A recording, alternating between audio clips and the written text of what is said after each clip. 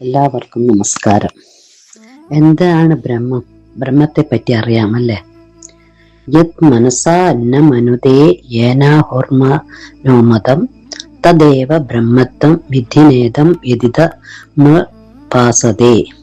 മനസ്സിനാൽ അറിയപ്പെടാത്തതും എന്നാൽ മനസ്സിനെ അറിയുന്നതും ഏതോ അതാണ് ബ്രഹ്മം.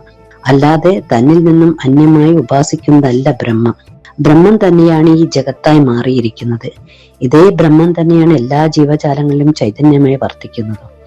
ഈ ചൈതന്യത്തെ ഉയർത്തിക്കൊണ്ടുവരാനാണ് സാധനകളും ഉപാസനകളുമെല്ലാം. സ്വപ്രയത്നത്തോടൊപ്പം ദൈവകൃപ കൂടി ഉള്ളവർക്കേ ലക്ഷ്യത്തിലെത്താൻ കഴിയുകയുള്ളൂ. അതിന് ഭക്തി അത്യാവശ്യമാണ്. ഭക്തിയില്ലാത്ത ഒരാൾ എന്തൊക്കെ അഭ്യാസങ്ങൾ നടത്തിയാലും ഭഗവാനിലെത്താനാവില്ല. സാലോക്യം, സാമീപ്യം, സാരൂപ്യം, സായുജ്യം എന്നിങ്ങനെയാണ് മോക്ഷചിന്തയിലുള്ളത്. ഭഗവാന്റെ ലോകത്തിൽ എത്തുന്നതാണ് സാലോക്യം. ഭഗവാന്റെ അടുത്ത് സ്ഥാനം കിട്ടുന്നത് സാമീപ്യം. ഭഗവാന്റെ രൂപത്തിനനുസരിച്ച് രൂപം കിട്ടുന്ന സാരൂപ്യം. ഭഗവാനിൽ ചേർന്ന് അലിയുന്നതാണ് സായുജ്യം.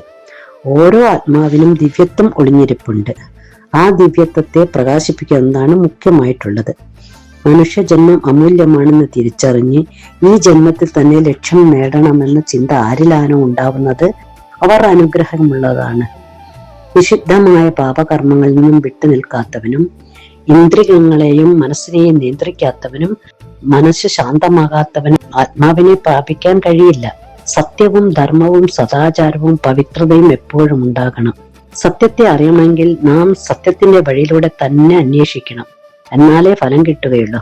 ഇതല്ലാതെ ജാതിയോ മതമോ ഭാഷയോ ലിംഗമോ ഒന്നും ഇതിനൊരു തടസ്സമല്ല. മറ്റുള്ള യുഗങ്ങളിലേക്കാളും എളുപ്പത്തിൽ കലിയുഗത്തിൽ മോക്ഷത്തെ പ്രാപിക്കാനാവുമെന്നാണ് പറയുന്നത്.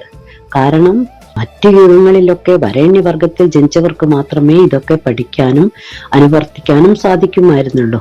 എന്നാൽ ഈ യുഗത്തിൽ ജാതി മത ഭേദമന്യേ എല്ലാവർക്കും പഠിക്കാനുള്ള ഭാഗ്യമുണ്ട്. അതിനുള്ള അനവധി വഴികൾ ദൈവമായിട്ടും ആചാര്യന്മാരായിട്ടും നമുക്ക് നൽകിയിട്ടുമുണ്ട്. തന്നെത്താൻ അറിഞ്ഞ് ഈ ലോകത്തെയും തിരിച്ചറിയണം. ഈ ഒരറിവ് നൽകാനാണ് നമ്മുടെ സനാതന ധർമ്മത്തിന്റെ വേദത്തെ അറിയണമെന്ന് പറയുന്നത്. ഋഗ്വേദത്തിൽ പറയുന്ന പ്രജ്ഞാനം ബ്രഹ്മ, യജുർവേദത്തിലെ അഹം ബ്രഹ്മാസ്മി, അഥർവവേദത്തിലെ അയതാത്മാ ബ്രഹ്മം, സാമവേദത്തിലെ തത്വമസി. അതെ, അത് നീ തന്നെയാകുന്നു. സംസാരമാകുന്ന മായയാൽ മൂടിക്കിടക്കുന്ന ആത്മാവിനെ പ്രകാശിപ്പിക്കാൻ അസത്യത്തിൽ നിന്നും സത്യത്തിലേക്കും അന്ധകാരത്തിൽ നിന്നും പ്രകാശത്തിലേക്കും മരണത്തിൽ നിന്നും അമൃതത്വത്തിലേക്കും എത്താൻ നമുക്കൊരു വഴികാട്ടി ആവശ്യമാണ്. അതിലേക്കാണ് നമുക്ക് കടക്കേണ്ടത്.